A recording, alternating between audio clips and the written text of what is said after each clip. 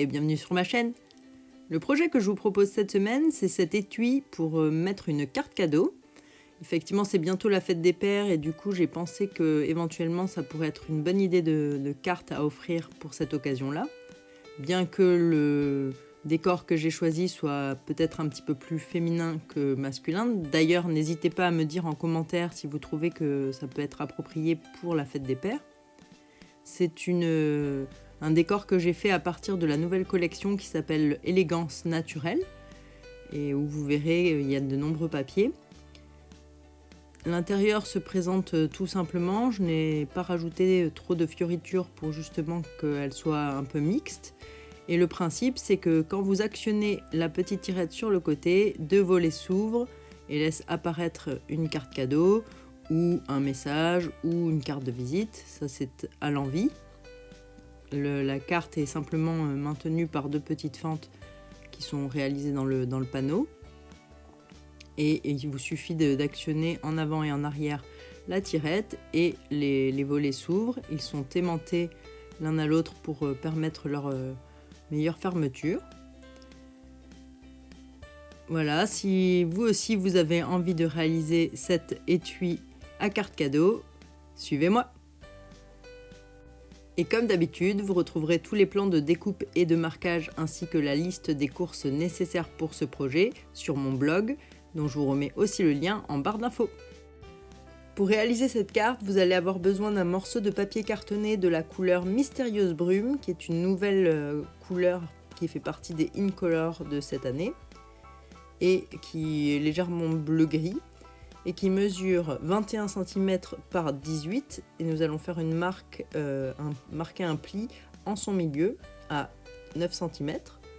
Il vous faudra également un morceau de papier cartonné toujours de la même couleur qui cette fois-ci va mesurer 21 cm par 9 cm pour le panneau dans lequel nous viendrons faire les découpes pour les volets de la carte. Il vous faudra deux morceaux de la couleur bleu nuit, donc légèrement plus foncé, qui vont servir à réaliser les volets de la carte et qui mesurent chacun 21 par 6 cm. Ce sont deux morceaux identiques. Il vous faudra aussi un morceau de papier cartonné bleu nuit qui lui va nous servir à réaliser l'effet d'ombrage sur notre découpe et qui mesure 21 par 5 cm. Vous aurez aussi besoin de deux petits morceaux de papier issus de la collection Élégance naturelle qui mesurent chacun 4,7 par 5,7 cm et qui vont servir de panneaux de matage pour nos volets. Vous aurez également besoin d'un morceau de papier de la série Design. Là, il n'y a pas de dimension puisque je vais faire des découpes en fonction des motifs. Et je vous montrerai quelle partie j'ai choisi. Et en fait, avec la chute de notre première découpe, j'ai réalisé la frise interne. Comme ça, on ne perd rien. Ce papier est donc issu de cette nouvelle collection qui s'appelle Élégance naturelle, qui présente un nombre de papiers assez important, qui représentent tous un type de matériau, que ce soit du tissu, du bois. Il y a de la pierre, du ciment, même de la peinture, des effets de toile. Il y a énormément de possibilités et il y a vraiment un joli rendu. Et même là, les pierres, on dirait quasiment des vrais. Moi, j'ai choisi donc celui qui représente comme les petits carreaux à l'ancienne et le plus travaillé, qui me fait un peu penser à du zélige, à des carreaux marocains ou andalous. Il y a vraiment une infinité de possibilités grâce à ce papier pour réaliser nos cartes. Concernant l'étiquette interne et externe, là j'ai utilisé un set de tampons qui lui aussi est une nouveauté, qui s'appelle Pensée en duo, où il n'y a que des messages, et j'ai choisi le Bonne Fête et Un jour en ton honneur, que je vais pouvoir tamponner. Ce set de tampons est vraiment intéressant pour la quantité de messages qu'il offre. Et avec la collection Élégance naturelle, il y a un set de matrices de découpe qui s'appelle Chic Étiquette qui est associé, qui permet de réaliser tout un tas d'étiquettes différentes Donc j'ai choisi ces deux-là pour cet étui. Pour le ruban qui vient à l'avant de la carte, il s'agit d'un ruban qui fait partie d'un lot qui s'appelle le lot de rubans des fleurs pour chaque saison. Et dans ce lot, il y a 3 sortes de rubans et moi j'ai choisi celui qui est blanc et qui a une légère transparence. Ça ressemble presque à de la gaze ou à du lin très très fin. Donc on va venir installer sur le devant de la carte. Vous aurez aussi besoin des gouttelettes en époxy transparente pour la petite rehausse de l'étiquette et de 2 aimants extra plats dont vous retrouverez le lien pour les acheter sur internet sur mon blog et qui nous serviront à la fermeture de nos volets. Nous allons pouvoir entrer dans le vif du sujet en réalisant notre carte. Elle n'est pas difficile en soi, mais c'est assez long, il y a pas mal d'étapes et il faut être assez précis. Donc la première étape, sur le grand morceau de papier cartonné de couleur mystérieuse brume, on va marquer en fait un pli avec l'outil gris clair à 9 cm, donc à la moitié, dans le sens bien sûr de la hauteur, ce qui va nous permettre de réaliser notre rabat de carte.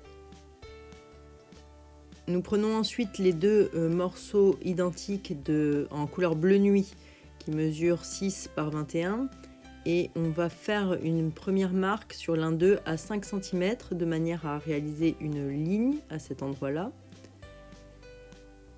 Et sur l'autre morceau, nous allons faire la même chose à 5 cm et à 4 cm. Donc il y aura 2 lignes parallèles à 4 et à 5 cm. Ça va nous servir ensuite de repère pour placer correctement nos volets l'un en face de l'autre dans nos petites fentes d'ouverture. Sur le morceau où il n'y a qu'une seule ligne à 5 cm, nous allons faire des découpes. Pour cela, nous plaçons le morceau dans le sens de la longueur à 1,5 cm en prenant les repères qui sont à droite du massicot. Et nous allons remonter l'outil gris foncé, celui qui découpe, jusqu'à la ligne que l'on vient de tracer. Pour ça, vous voyez que sur votre outil, il y a une petite marque qui vous précise jusqu'où ça coupe quand vous vous arrêtez. Donc on va faire monter la petite marque jusqu'à la ligne que l'on vient de créer. On va faire ça des 2 côtés pour créer 2 bandes. Donc une première découpe sur la droite, on s'arrête pile sur la ligne. Et ensuite on déplace le papier sur le 1,5, mais cette fois-ci qui est à gauche du massicot. Et on refait exactement la même chose de l'autre côté. Et du coup notre papier va avoir 3 bandes. Donc 2 bandes qui mesurent chacune 1,5 et une bande centrale de 3 cm.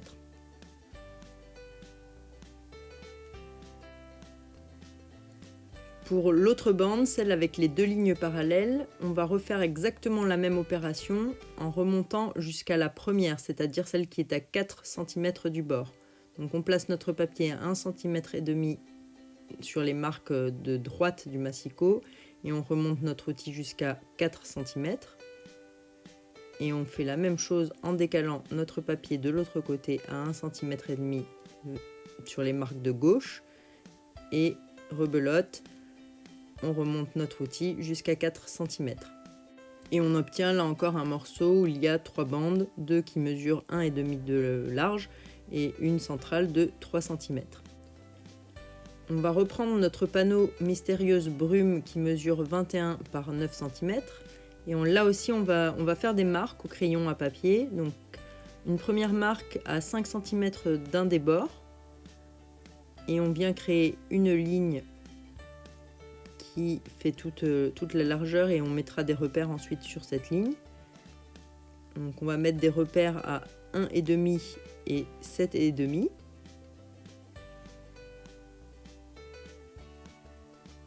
Donc ça va nous faire une ligne qui au final mesure 6 cm.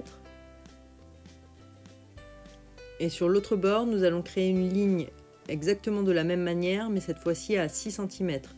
Donc on prend une marque à 6 cm, on trace une ligne qui qui est à 1,5 d'un côté et à 1,5 de l'autre, donc qui mesure elle aussi 6 cm. On refait exactement la même opération. Et une fois qu'on a cette ligne, on va placer de nouveau des repères à 1,5 cm de chaque côté des deux marques que l'on vient de prendre. Donc ça va nous permettre de créer un rectangle qu'on va découper ensuite et qui va mesurer 3 cm de large et 1 cm de haut. Donc je reprends mes repères à 1,5 de part et d'autre des repères que j'avais fait pour ma ligne, et ensuite je calcule 1 cm pour dessiner mon rectangle sur ces repères là.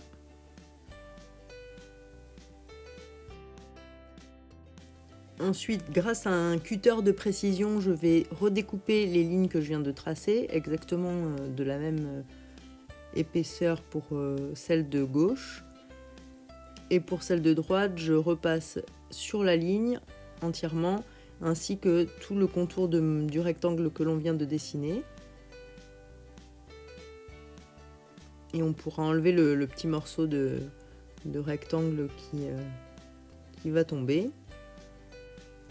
Concernant la partie avec le rectangle, la fente n'est pas suffisante, du coup on va légèrement l'épaissir en redécoupant 1 mm à peine du côté du rectangle.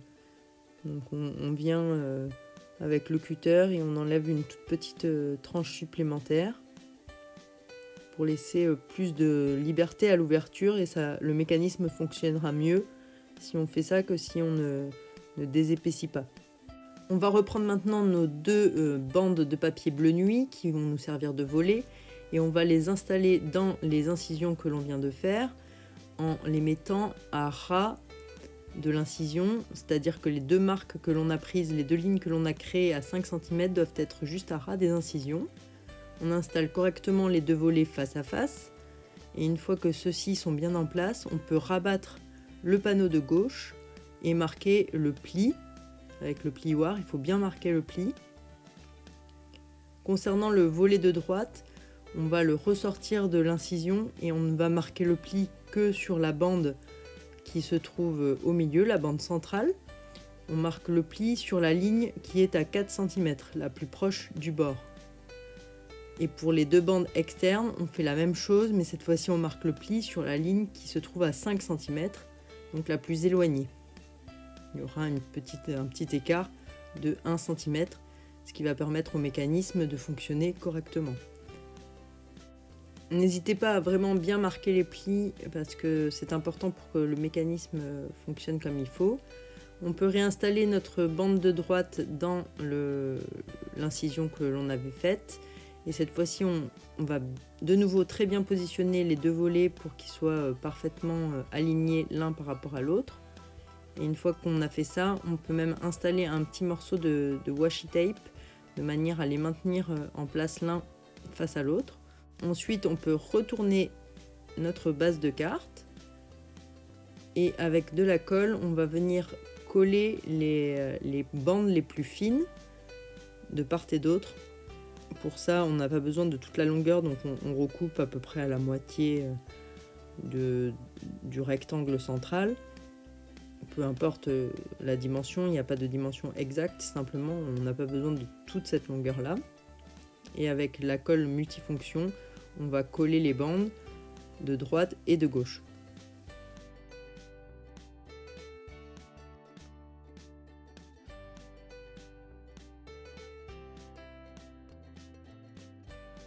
Une fois que c'est fait, on peut retourner de nouveau notre base de carte et enlever le washi tape. Et vous voyez que quand on actionne la partie droite, celle-ci fonctionne déjà. Pour que la partie gauche fonctionne, il faut qu'on crée une ligne pour marquer un pli qui soit à 1 cm de l'incision que l'on a fait précédemment sur la bande centrale, donc sur la partie envers de notre mécanisme. On crée une ligne et on va avec le plioir marquer le pli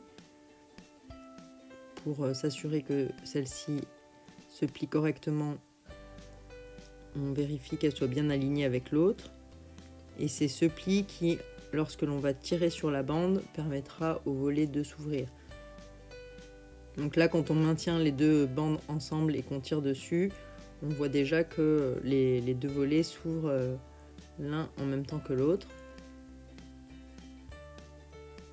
Nous allons maintenant pouvoir nous attaquer au panneau de matage des deux volets.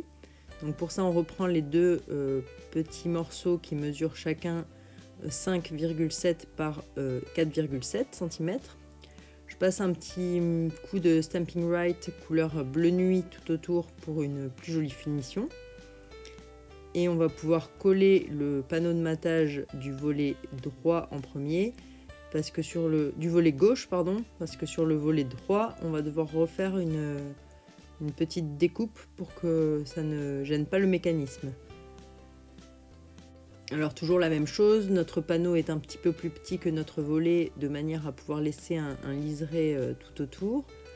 On place ensuite le panneau gauche là où on souhaite qu'il soit collé et on marque les repères correspondant à la bande qui va ressortir de la carte pour pouvoir créer là aussi notre rectangle d'environ 1 cm, un tout petit peu moins, on va dire 0,9 mm, que l'on va redécouper et replier sur lui-même pour savoir exactement où faire la découpe une fois que le panneau est en place. Donc là je le replie le plus droit possible en suivant la ligne qui est juste en dessous qu'on avait dessinée sur notre bande.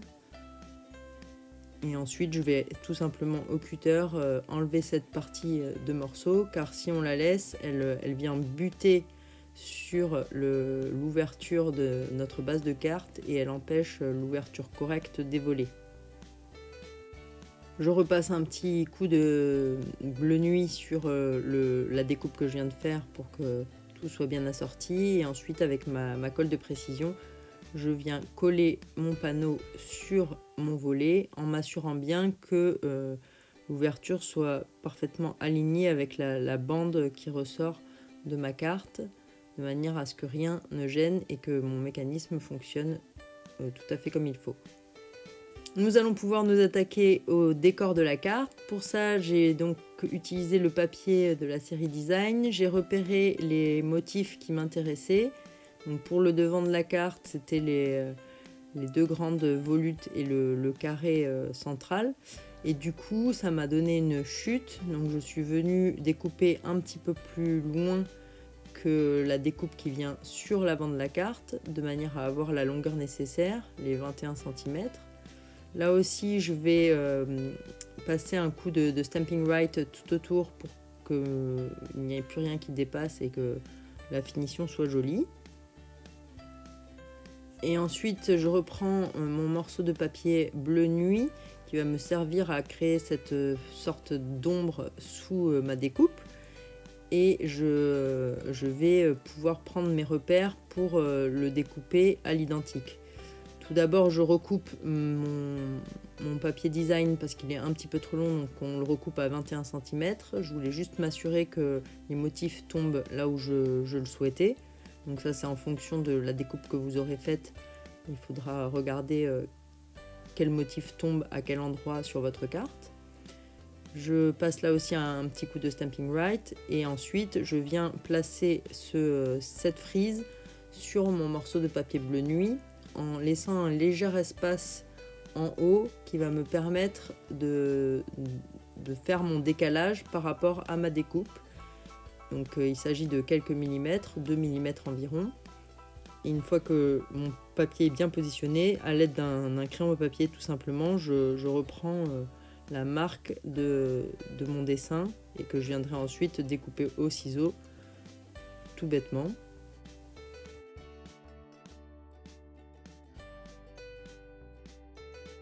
Une fois que tout est découpé, on obtient donc un morceau de papier cartonné qui est un petit peu plus grand que notre morceau de papier design, et je vais coller à la colle multi-usage le morceau de papier design sur celui cartonné en le mettant bien bord à bord. Le seul bord qui sera visible, ce sera celui qu'on a redécoupé. Pour ça, je mets pas mal de colle en insistant bien sur les découpes, de manière à ce qu'elles ne se soulèvent pas une fois qu'elles seront collées. Et voilà, notre frise est prête. On va pouvoir la coller à l'intérieur de notre carte. Alors là, en fait, je l'ai collée tout de suite, mais je n'aurais pas dû. J'aurais dû d'abord coller le ruban qui est sur l'avant de la carte, puisque je vais le coincer sous ma frise. Bon, je vais rattraper l'erreur ensuite en décollant légèrement ma frise de part et d'autre, mais c'est beaucoup plus simple s'il faut coller d'abord le ruban avant de coller votre frise. Donc pour la coller, c'est de la colle multifonction et on vient la positionner vraiment à ras de la carte, en haut et sur les côtés. Là, je ne laisse pas de petites bordures. Pour la découpe qui va venir sur l'avant de la carte, c'est exactement la même chose. J'en colle tout à la colle multi-usage et je la place à l'endroit que je souhaite sur le devant de la carte.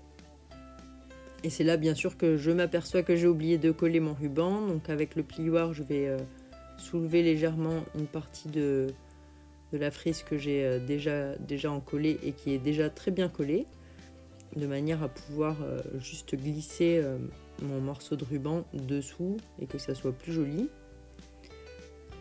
Je vais maintenant du coup installer mon ruban. Pour ça, je vais utiliser de l'adhésif double face que je positionne en bas de ma carte en essayant d'être le plus parallèle possible au bord inférieur de ma carte.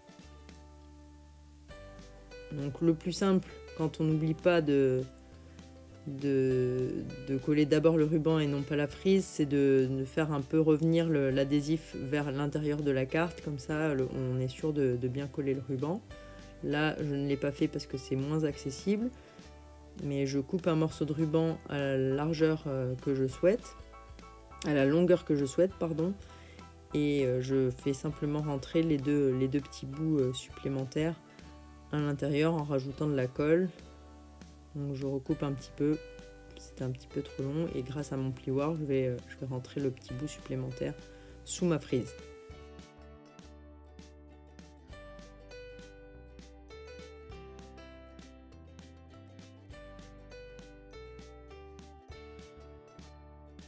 Nous allons pouvoir réaliser les deux étiquettes externes et internes de cette carte. Pour ça, je reprends la chute de papier en couleur bleu nuit, ainsi que le message bonne fête du set Pensée en duo.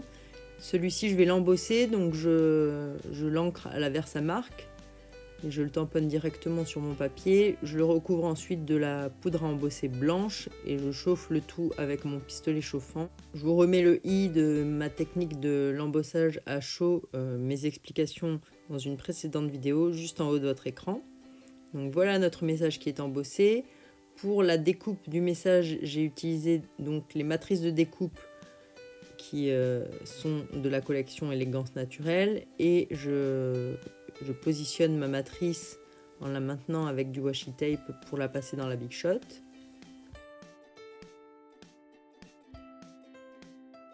Une fois découpée, voilà notre étiquette. Il suffit de mettre de la colle multi-usage et de la coller directement sur notre base de carte en première page en essayant de faire en sorte qu'elle soit le plus alignée possible. Pour ça, je me suis aidée des deux petits coins de l'étiquette que j'ai alignés sur le ruban. Il nous reste à mettre les petites décorations en époxy.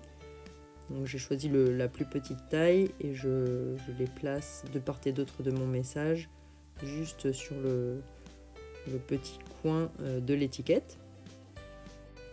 Pour l'étiquette interne, c'est exactement le même principe. Simplement, cette fois-ci, j'ai choisi le message « Un jour en ton honneur » du même set de tampons que je vais tamponner en couleur bleu nuit. Donc, il n'y a pas d'embossage sur celui-là. Et que je viendrai découper avec une autre matrice de découpe, toujours issue du même set de matrices.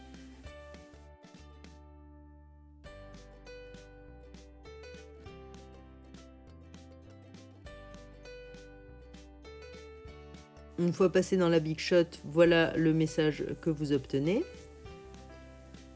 On va devoir aussi créer la petite ouverture en forme de demi-lune qui va nous permettre de tirer la languette qui actionne le mécanisme. Pour ça, je replace mes deux parties de carte l'une sur l'autre en les alignant bien et je marque le milieu à 4,5 de la hauteur. Alors moi je l'ai découpé avec une perforatrice en forme de cercle. Simplement elle n'est plus au catalogue, donc là je vous montre comment faire la même chose avec la pyramide de cercle. Donc en prenant le plus petit de tous les cercles et en le positionnant pile sur la marque à la moitié et en passant jusqu'à la fin du cercle dans la Big Shot, vous obtenez le même style de découpe. Donc vous n'êtes pas obligé d'avoir la perforatrice. Une fois que ceci est fait, on a donc nos deux découpes sur la partie du mécanisme et sur la base de carte. On va installer un morceau de scotch double face sur la bande qui correspond au volet où il n'y a pas le petit rectangle, le volet qui rentre directement dans le mécanisme.